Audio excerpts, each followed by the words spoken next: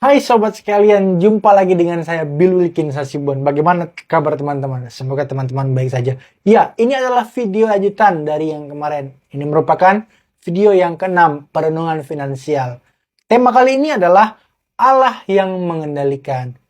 Tanpa berlama-lama lagi, kita mulai perenungan kali ini. Check it out.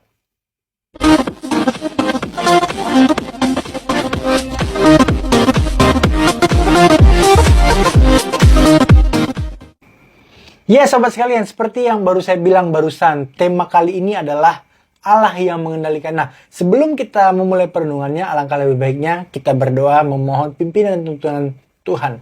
Mari kita berdoa, saya pimpin dalam doa. Tuhan Yesus, Allah yang bertata di kerajaan sorga, kami mau memulai perenungan kali ini. Kami memohon pimpinan dan tuntunan-Mu agar kami mengerti, kemudian memahami, dan Tuhan Yesus menolong kami untuk dapat melakukan firman-Mu dalam hidup kami sehari-hari. Terima kasih Tuhan, kami siap memulai perenungan ini. Amin. Ya, teman-teman. Bacaan kita kali ini terdapat dari Daniel pasal 4 ayat 34 sampai 35.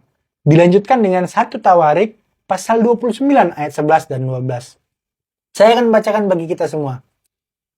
Daniel 4 ayat 34 sampai dengan 35. Tetapi setelah lewat waktu yang ditentukan, aku, Nebukadnezar, menengadah ke langit dan akal budiku kembali lagi kepadaku. Lalu aku memuji yang maha tinggi dan membesarkan dan memuliakan yang hidup kekal itu. Karena kekuasaannya ialah kekuasaan yang kekal dan kerajaannya turun-temurun. Ayat 35, semua penduduk bumi dianggap remeh. Ia berbuat menurut kehendaknya terhadap bala tentara langit dan penduduk bumi. Dan tidak ada seorang pun yang dapat menolak tangannya dan berkata kepadanya, apa yang kau buat? Tawarik 29 ayat 11-12. Ya Tuhan, punyamulah kebesaran dan kejayaan, kehormatan, kemasyuran, dan keagungan. Ya segala-galanya yang ada di langit dan di bumi. Ya Tuhan, punyamulah kerajaan, dan engkau yang tertinggi itu melebihi segala-galanya sebagai kepala. Sebab kekayaan dan kemuliaan berasal daripadamu, dan engkaulah yang berkuasa atas segala-galanya. Dalam tanganmu lah kekuatan dan kejayaan. Dalam tanganmu lah kuasa membesarkan dan mengokohkan segala-galanya. Banyak orang berpendapat, sahabat sekalian, bahwa topik ini adalah pokok pembahasan yang menjebak. Nah, pendapat tersebut memang tidak perlu disangkal, karena memang demikianlah keadaannya.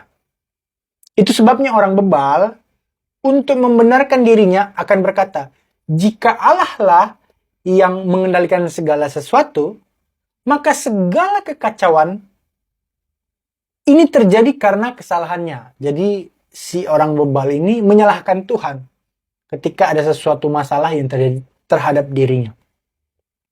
Dia yang harusnya bertanggung jawab, dia di sini Allah, atas semua kekacauan ini. Tidakkah Tuhan itu terasa adil dan menyenangkan? Kalau memang begitu, seharusnya sekarang kita, saya dan sahabat sekalian, sudah benar-benar keluar dari kesukaran. Namun, apa benar demikian? Tanyakan pada diri kita masing-masing. Persis seperti kita mempercayai mata kita dalam memberikan gambaran yang akurat tentang realitas. Kita juga cenderung mempercayai cara pandang kita sendiri mendefinisikan suatu kebenaran. Allah mengizinkan manusia untuk tidak taat, sehingga manusia mengalami penderitaan yang tidak terelakkan. Namun, semua itu bersifat sementara. Atas perintahnya, ruang dan waktu akan menggulung seperti sebuah gulungan kitab. Sahabat dan saya juga akan mewarisi sebuah kerajaan yang pernah dijelaskan dalam kitabnya. Pada saat itu, sahabat dan saya juga akan mengerti tujuan rencana Allah, bagaimana Dia mengendalikan rencananya demi tujuan tersebut. Mempercayai kebenaran itu saat ini adalah kunci kepada kepuasan. Artinya adalah ketika apapun yang terjadi dalam hidup kita, seperti judul tema tadi, Allah yang mengendalikan. Jadi nikmati aja. Tidak usah kita terlalu membuat itu seperti hal yang sangat-sangat berat. Tidak perlu. Nikmati, syukuri, karena justru dalam keadaan seperti itulah kita mengandalkan Tuhan. Kalau kita baik-baik aja, mungkin kita udah lupa sama Tuhan. Kira-kira begitu. Nah, refleksinya apa buat kita? Pertimbangkanlah betapa luasnya wahyu Allah itu. Menjangkau seluruh alam. Semesta, bahkan sampai kepada benda-benda yang sangat kecil dan tidak terlihat oleh mata kita. Mungkinkah sahabat dan saya juga menggunakan pengertian kita yang sangat terikat pada ruang dan waktu untuk memahami pekerjaannya? Saya rasa tidak. Saya juga yakin sahabat sekalian sepakat dengan itu. Tidak akan mungkin kita akan menggunakan pengertian kita untuk memahami Allah. Kita semua berharap akan sesuatu yang lebih baik daripada apa yang ada pada kita hari ini. Akan tetapi ingatlah bahwa sahabatku sekalian dan juga saya diciptakan untuk menjadi penghuni surga.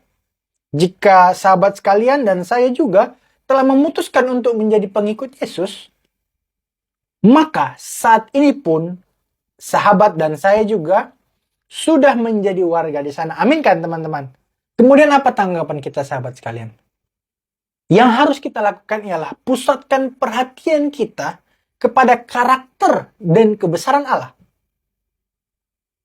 Sebagai anaknya, serahkanlah diri kita pada tenteraman kendalinya. Berserah bukan menyerah.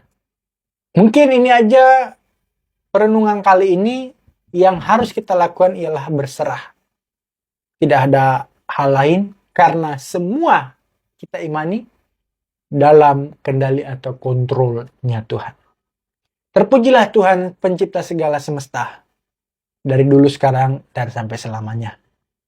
Biarlah kiranya perenungan ini boleh memberkati saya dan sahabat sekalian. Silahkan di-share, dibagikan, berikan komentar jika teman-teman merasakan ada manfaat dari video yang sahabat ataupun teman-teman nonton sekalian.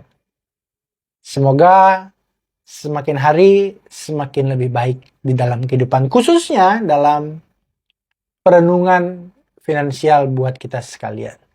Terima kasih, Tuhan Yesus memberkati. Shalom.